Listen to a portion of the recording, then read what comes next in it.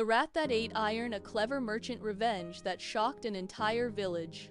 In a town called Sangapuri lived two close friends, Kandan, a rice merchant, and Rathinam, an iron trader.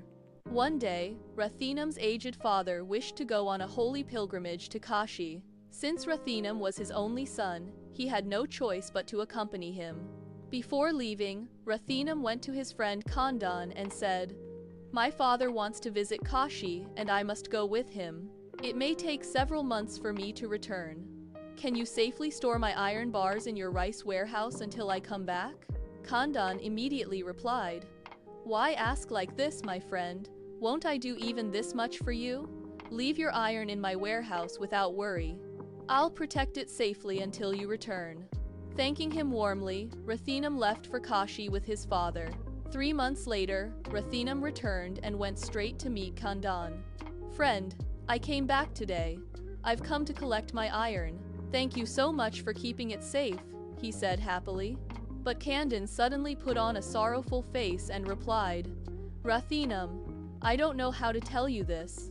I kept your iron safely, but the rats that came to eat the rice also gnawed and ate all your iron bars." Rathinam was stunned. "What? Rats ate my iron? How is that even possible?" he asked in disbelief. "Come and see for yourself," said Kandan, taking him to the warehouse. At the spot where the iron bars had been stored, only a few tiny scraps of iron remained. "See, my friend," Kandan sighed dramatically. "This is all that was left after the rats ate the rest." Rathinam instantly understood that Kandan had cheated him. But instead of arguing, he quietly came up with a plan to teach him a lesson.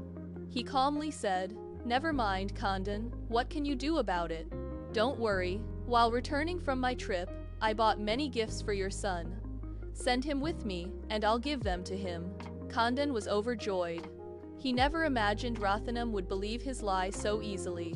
Happily, he sent his young son with Rathinam. Rathinam took the boy home safely. Evening came, but the child did not return home. Worried, Kandan rushed to Rathinam's house and asked anxiously, "Friend, where is my son? He still hasn't come home." Suddenly, Rathinam hugged him and burst into tears. Kandan was confused. "Why are you crying? What happened to my son?" Rathinam sobbed and said, "My friend, I don't know how to say this. While bringing your son home, a huge eagle swooped down and carried him away.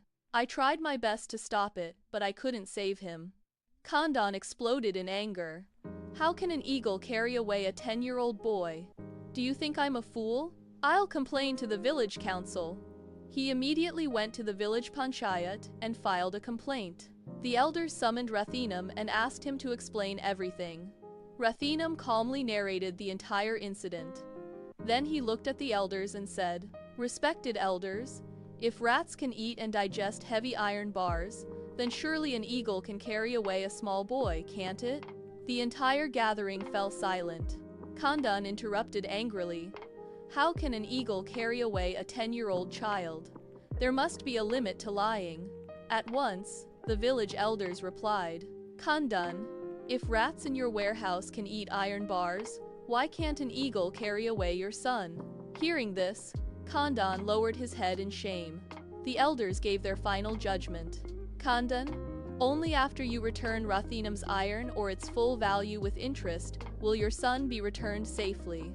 Realizing he had been caught, Kandan begged for forgiveness from both Rathinam and the village council. He admitted that greed had tempted him to sell the iron bars for money. As promised, he returned the full amount with interest before the elders. Rathinam then safely brought back Kandan's son and handed him over to his father. The villagers and the panchayat were happy to see justice served wisely.